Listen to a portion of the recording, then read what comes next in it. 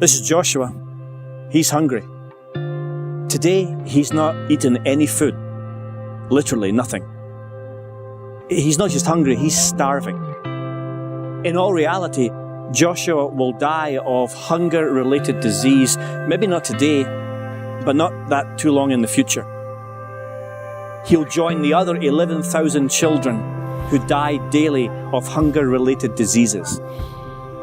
Now, Joshua is not in some barren desert like the Sahara where there is no food. Literally, a 5-minute walk up this hill, there's a small supermarket where you can buy as much food as you really want or would need. Joshua's issue is that he's an orphan. His guardian neighbor is trying to raise her own 3 children by herself and then also look after Joshua and his little sister. But she has no job. How do you put food in the belly of your own children, let alone your dead neighbor's children? She tries, but what's her chances?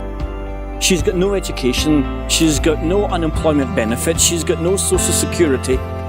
It's not that she's fallen through the cracks of the system, there is no system. She literally has no way to put food into Joshua's belly.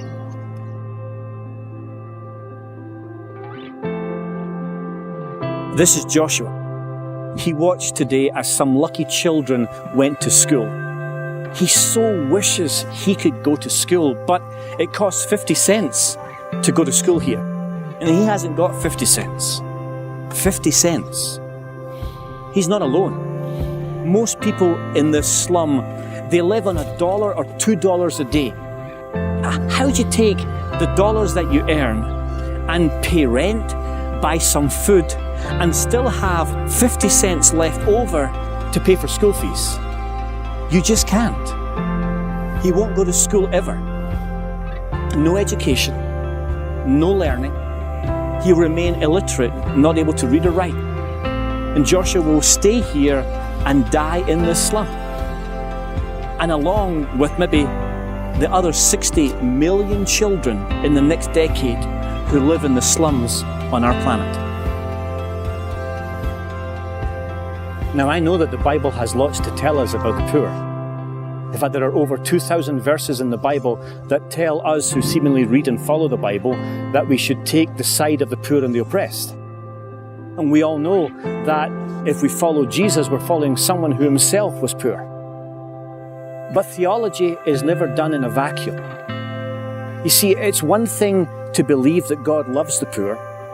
It's another thing to see it firsthand or see it through video and say, okay, God loves the poor, and because I love that same God, I should love the poor also. But who we listen to determines what we hear. Where we stand determines what we see. What we do determines who we are. So who are you? See, Joshua's only problem is that he was born in the wrong place. He didn't choose to be born here. So should he be condemned to a living hell now because of a choice he never made? And now something else is about to happen to Joshua and his family. It's about to get dark in this slum. And there's no lights.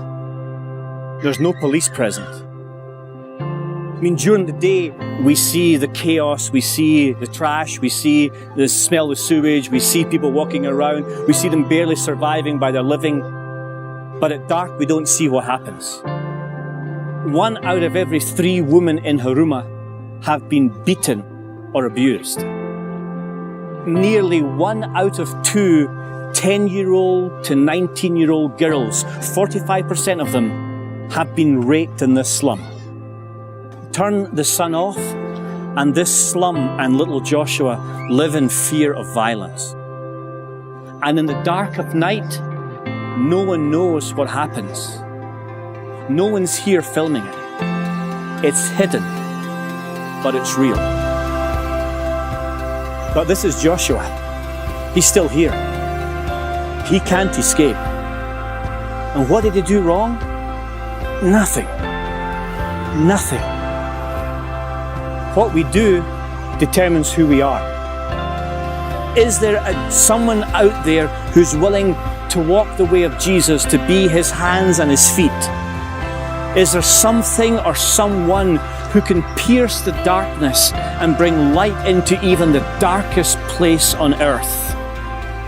So here's the good news. There are some incredible people who live in this slum who are walking the way of Jesus to help Joshua, to give him food, to give him a safe place to grow up, an education to empower him. You know, for 17 cents, food can be put in his belly. $35 a month will give him an education to empower him out of the cycle of poverty.